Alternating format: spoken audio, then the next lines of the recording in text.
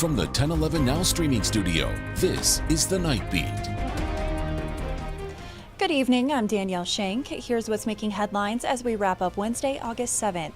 1 week ago, destructive winds hit the capital city, leaving large limbs hanging from trees and causing power outages. As cleanup continues, Yasmin Blanton's family faces an even bigger mess. A power surge during an outage at their home caused a fire, leaving them with nothing. Without renter's insurance, their rented home of 2 months is condemned.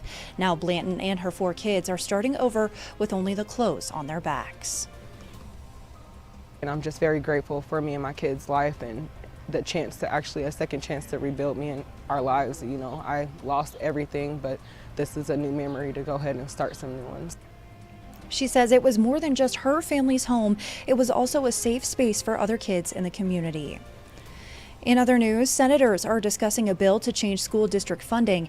Nebraska's current school aid formula is based on districts' needs and local tax revenue, with the state covering the difference.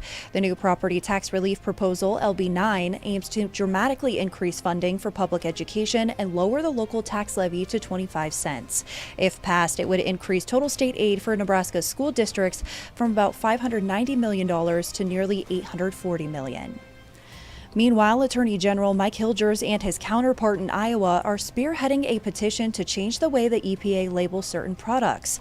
This follows a recent California law requiring manufacturers to label products containing glyphosate as potentially cancer-causing, despite the EPA saying the herbicide isn't harmful to humans.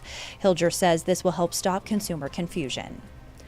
Lastly, Nebraska volleyball saw Allie Batenhorst transfer out this offseason, but thanks to Big Ten expansion, she's still in the conference.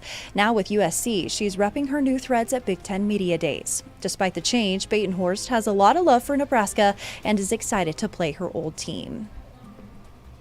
Going to all these places is going to be so familiar, and obviously going back to Nebraska is going to be so fun. And I just really appreciated all the support from Husker Nation, and my family's going to be there. And it's just been a really amazing transition, and they're a huge part of it.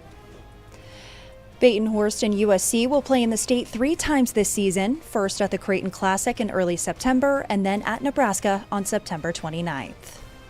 Rounding out your night beat is a check of the 7-day forecast.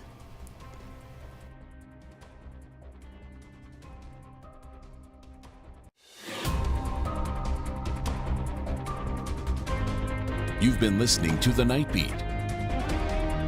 Watch, listen, and stream on the 1011 app on YouTube or wherever you get your podcasts.